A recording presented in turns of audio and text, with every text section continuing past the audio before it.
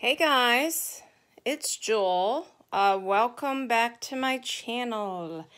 I haven't been on in a while because I had my grandchildren this weekend, so I was a little preoccupied, but had a great time.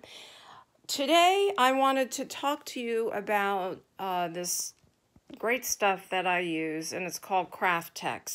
Many of you may know what it is, but I've used it in a variety of different ways. It's a fabric paper, and the original name, I guess, was Kraft, but it comes out from various other vendors under different names, and I actually have packages of the different vendors, but I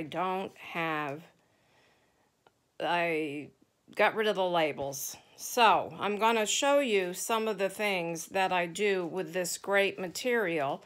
And another thing it's been called is like vegan leather, and how to get that look. So I'm going to share with you several ideas of what to do with this great stuff, and how you can take this, let me see, a piece. It looks like this. This is actually from the original Kraft brand from C&T distributors. I'll have to look that up and link it below. Also, I wanted to let you know, well, first of all, how you can get it looking like this. It looks basically like a piece of paper, but trust me, you cannot rip this stuff. You can't rip it. It works. It's not really like paper. And where you can get it to look like this piece, this leathery look. And it does come in a couple of different varieties, so I'm going to talk to you about that in a minute. But I wanted to show you this little journal that I made for myself. I had made some other ones, but I kind of messed up on the wackiness of the, well, I did like a wacky stitching on it, which I don't sell things that I don't think are, pretty much perfect. So this is just a traveler's notebook. And that's what we're going to be making over the next couple days. I'm going to actually be making a series of them. And I also wanted to show you the colors that this paper comes in. I'm going to be making the A6 size. And I printed out this sheet because some people aren't familiar with traveler's notebooks or Midoris, or there's other names for them. And they actually come in different sizes. So I like this size, which is, it fits in your purse and take with size. There's also the field note size, which is smaller, and even a smaller passport. So this is an A6 size. And I just printed this out so you could see this. And I've cut the project that we're going to make today, down to this A6 size. Now, you don't have to make it this way. You can just make a little journal out of this stuff.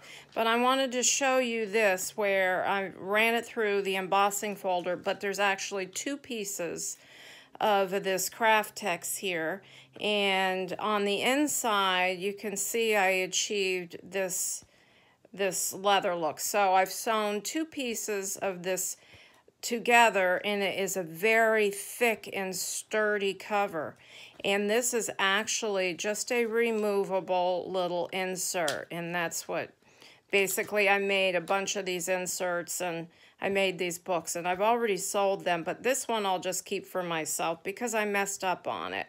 So it's kind of just a little journal that I'll eventually fill with notes and different things and take with me. And I put little pockets in there. Actually, I need to stitch that little bag. So it's just a little journal. But see, and there's the little inside, and when I fill this up, I can make another insert and just pop it in there. But you don't have to do it that way. You can make just little books. There's a lot of things you can do with this. People make purses out of them. They make all kinds of stuff, and you can kind of go online and just look it up. But this is what we're going to do today. I'm going to show you how to treat this so it's soft and durable like this. And when you ink it, you can get into these grooves and get a nice like a vegan leather, and it's very soft and very durable, but you can see here it's not. So we're going to get into that in a minute. What I wanted to show you is the different types and who makes them. Now I know Sizzix makes, this is all I have left of the Sizzix paper, and I think they might just call it fabric paper, but it's thinner. And I didn't love it as much. I did use it in bookbinding, and I'll show you that in a minute, because I sew signatures to this when I do my floating or hollow back spine, because I like it holds weight quite well. So this is what I've got left of the Sizzix. So Sizzix does make it. So there's a little pink Sizzix. Then I believe these smaller sizes, which are ready for field note, and you can see the colors are a little bit different. This was, I believe, by Ranger. And again, it could be called fabric paper by them. I'm not sure. I'll use these, but I still go back to I'll use these up and make things out of these, out of the Ranger brand. I go back to the original Kraft text. Now you can buy this on a huge roll in every shade in the rainbow. You can buy it pre-washed, so you can skip this softening technique, but that takes the fun out of making it to me. So, but if you're going to make purses and different things, but for a journal cover, I like to do my own. This one was called the sample pack. So it came in a gray, it came in a white, it came in black, it came in brown, black, brown, the grays, and like this chocolate brown, and then the like regular, what you see, nubuck leather color. So I'm going to put the Ranger one away. I did treat this today, and it hasn't been inked or anything, but we're going to go through the process of how I do that. I also wanted to let you know that these take paint and color, well, different mediums quite well. Because, let me show you, here's a white, and I actually used the white to sew the signatures on in this book. But behind there is, behind there I did cloth on the spine. But this is actually Kraft text right here that these signatures have been sewn to. Okay, and it's very, very sturdy. It glues well, it adheres well, and that had been white, and I had treated that. Here's another one, I think, well, if I can get into the book, that got a lot of seam binding going on. Anyways, I did this one. Let me just see if I can do it this way, because I made a knot there. This has been done, I dyed it in like an avocado green color. So, you can do any color you want. And I like the white because, like I said, you can do any shade, and you can color it any way you want. Now, if I were going to do, what I think I am going to do is I'm probably going to do some of these in the gray shade, and I'm getting ahead of myself, so let's not get ahead of me. This right here, I'm going to make very similar to the one I showed you a minute ago, like this, the two sides. But you can also just do fabric on the inside. So I could come in, let me take a piece of fabric here. and do a fabric on the inside, and that would give it, you know, some durability. Or you can do a paper, glue just a regular pattern, your designer paper on the inside, or whatever you want. But I want this to be like the leather look. So we're going to start from the beginning, and I'm going to show you what I did, because I have a piece here. Let me look. Here it is. I have a piece here, and I'm going to show you how well these things take certain inks and mediums in a minute, this material. I have a cutoff piece here. Now, I keep, excuse my reach, all of these pieces, because I will do something with this. I'm not going to throw this stuff out. It's actually not cheap, but it's, to me, worth the money. I did the less expensive brands, and I went back to this, because this little thing right here, this cover, that's for years. That'll be good for years. I can keep filling that up until I get sick of that postcard embossing that I did on there. Okay, so if you've seen some of my other videos where I've used the glycerin, it's just merely the vegetable glycerin. It's just a softening agent. Okay, you can use it on other things to soften paper, you know, thick paper and thick cardstock. You mix it with water, and that's what we're going to do. And I want to show you how this will work, how you can work this into the fibers of this material. Okay, so I'm just going to spray it on this side. Hold on, because I'm going to have to sit down. I'm standing. You know me, I get in here and I get standing, and then I get tired, so I'm going to have to sit down. All right, so I'm going to work it into the fibers, and I'm going to show you how well this embosses. This embosses beautifully. I've pulled out a few embossing folders here just so you can see. So you get it good and saturated. You can see how that's getting into the fiber. See, already you're getting some flexibility in the paper. Now, I could kind of just work it in there like this and then run it through the embossing folder. But I like to get, I don't know if you can see it without the inking, because we have not, this is still damp. I haven't started to ink this yet to get different, you know, variations of color in it. But you can see how it has that very leather look, like a distressed leather. Okay, now that's pretty soft. So we're gonna start working this. Look at that. That piece of paper, I'll show you how stiff this is. That's stiff. You can use it like this, but look, it's gonna crack. So, you know, you don't really want that. So you need to work with it and soften it. All right, so let's see what that looks like. Yep, we're getting there. We could leave it like that, but this is a little dry here. I just want to get a little bit more glycerin water in it just to soften it. And I think the actual Kraft text site, C&T Kraft text, hold on a minute. I think I have it on here. Let me wipe up this mess. They have videos on there where they'll show you. Plus it's on, you can see tutorials on YouTube on, let me put my YouTube, this is my iPad here.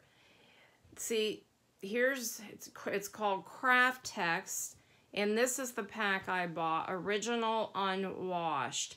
And I didn't buy it straight from them. I got it somewhere else, like probably Walmart, and it was probably cheaper than that. So that's the sample pack. You can also see it does come in the rolls, and it comes in the pre-washed. See, there's the big rolls. It's probably a lot cheaper that way, but I like to vary the colors. I don't need to have like 1,800 of the natural color. See, here's all the colors it comes in. All right, so let's go back to this. But what I was saying is you can go onto that site, and I think they have videos right on there. But this softening, the way this was, it's been a couple years when I saw it. I saw several videos, and I believe this was their method that they used. So look how nice that's already looking. Now you can see this will dry lighter, but if I wanted to come in while it was damp, I could use any of my sprays. This is just Tattered Angels. Any of your ink sprays. Also, you could use any of your watercolors, work beautiful. This is, I like these purple pearls. I have a ton of different watercolors, but these actually have they're by Ranger. You might know this. I don't want any of this on color on my desk, but let me just show you what this looks like. Let me get a smaller piece of the pink. I have no scraps of white because I would show you on white, but I just want to show you how well this takes ink or watercolors. Takes inks. I've pulled out some gelatos. If you're by Faber-Castell, I'm not sure if you've ever heard of these. These are really neat things to work with. And so I've done these gelatos. They're like for those of you that haven't seen them, let me find a scrap piece of paper. It's a piece of cardstock. This one is actually, they're like a they're like a crayon in a way, but you can, I'm getting way off. I'm getting way off here in my intended video, but that's okay. We're kind of playing, but I just wanted to show you this neat stuff that I work with, and we're going to be making that. This is a baby wipe, just so you can see. You can use a baby wipe with these. You can just use your fingers. You can actually use just water with them. I like to just play with them with my fingers. Let me show you. Just don't want purple all over. This one is I used to use these in card making a lot. This is a metallic. See, so look at this. They're not like an oil pastel. They're different. They just have a different. See, that's got a little shimmer. See the shimmer on that? But you could do that on this, and it does come out nice. I've done that before. I probably should have just done that right on here, but I want to save this. I wanted to show you this Perfect Pearls or any watercolor, but I just grabbed these from behind me a minute ago. So I have a little water here. I'm just going to come in on the lid and get a little bit. I wanted to show you how well. See that? It'll take the color beautifully. Right in there. I mean, see? And that'll be permanent. So it goes right into the fibers. Oh, I'm sure if you took this out in the rain, who knows? But it does go down into the fibers. So it can be, it can be colored. You can use more permanent inks too, but I've used the watercolors, I've used the glimmer mists, I've used, what else have I used on it? I might have even used Copic alcohol ink on it, Copic markers, alcohol inks. I think you can use just about any medium you have on it, but let's get back to this. We're going to ink this, and I'm going to show you how well I'm going to do Distress ink. Okay, on this one, I haven't gotten to the color I want. I ran it through the embossing folder with this is a cheap Darius, I think you call it, this ink embosser. And this fit, I just have a crank embosser, a Spellbinders.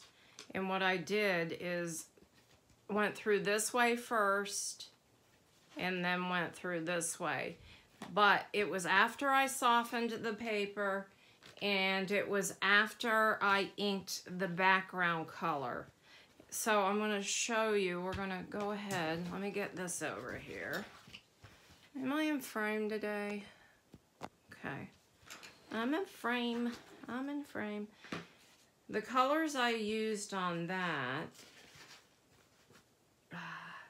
and you know, before I get into that, I keep getting off on these tangents, but I just start thinking about things. You don't have to. You can, of course, leave it just like this when you're done inking if you just like the plain leather look. And remember, all of these colors. You can use fabrics. I pulled these fabrics out because I think I'm going to do the gray and maybe come in with some of these other color inks in here. And I'm going to do this on the inside. So I cut these down, by the way, to size, as you can see. Well, this is the cutoff, but no, this isn't the cutoff. This is the one I made. I cut them down, but also I pulled out just these embossing folders.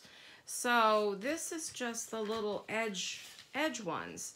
So if you just want a little something, you can come down the side, see, like that. This is just dots. This one, I don't know if you can see it, I could pull it out. This is how I store my embossing folders. They all go in a box, and I showed a little clip of this one day. I think I'm going to do one with these clocks because I think that's kind of cool. So that's this folder. So we might do that, and I might just do like just an edging. See these branches here? I just pulled out a few. I have this little folder. This is a zigzag stitch. See, it's just a little end, it's just a little edge embosser. Okay, because I will be sewing this. I sew them all, but if you don't have a machine, you could do something like that. I have, let me see what I pulled out.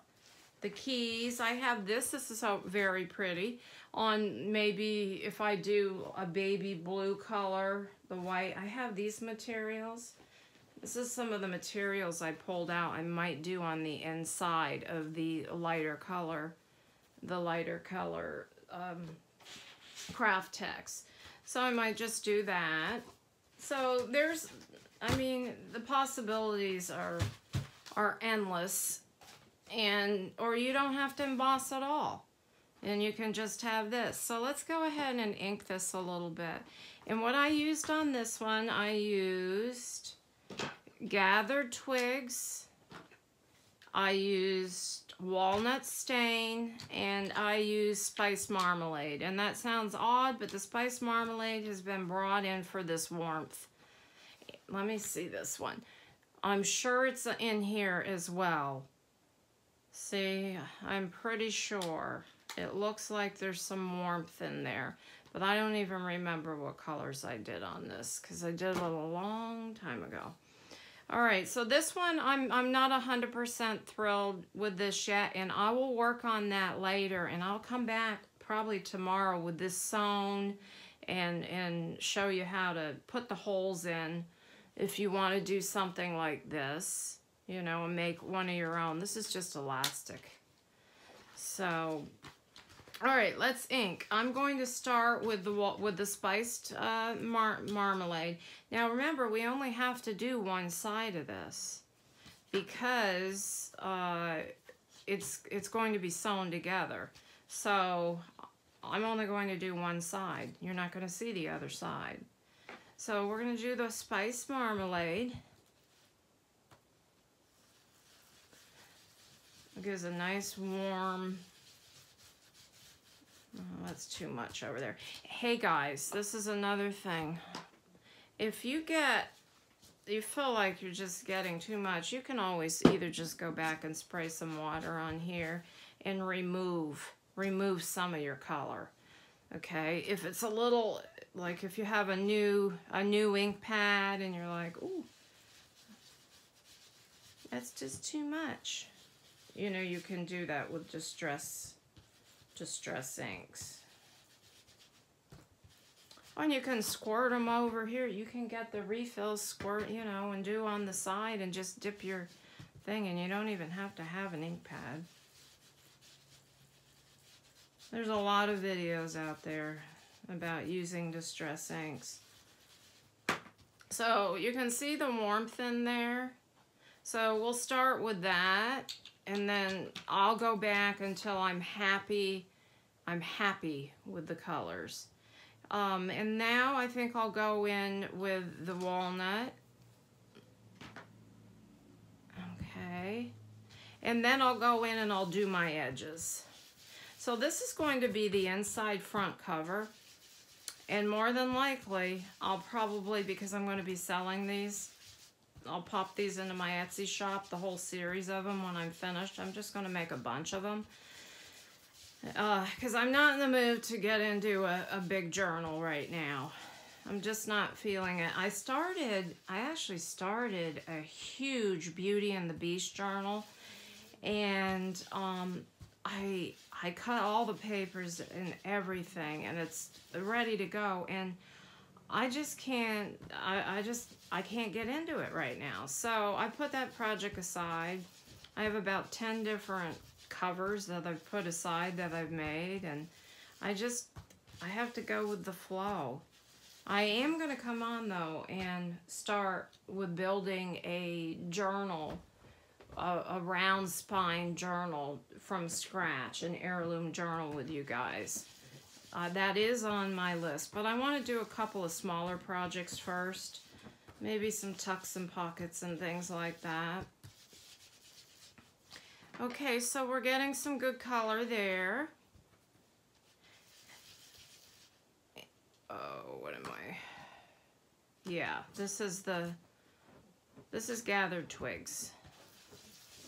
Okay, do we want any darker? See, I came in with the walnut stain, so on the part that, see where the raised from the embossed keys are? Because I just wanted a little bit more, you know, on this.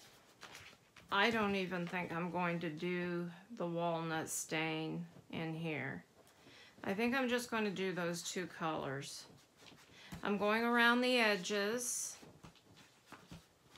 so we don't have that, and I will probably sew this with some brown thread of some sort. Maybe a lighter or a tan, probably brown. I haven't figured out my inserts yet. Those will be another day. Just making all the inserts for these. You can kind of do an assembly line, and okay, so that looks pretty good. And so it will go like this. And actually, I'm going to work a little bit more on this one. This is the cover.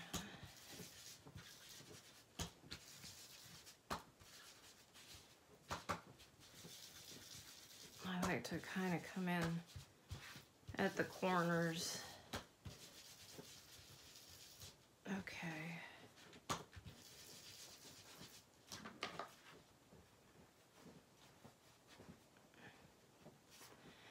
I just want to see if I can remove it. There's too many dark spots in here for me.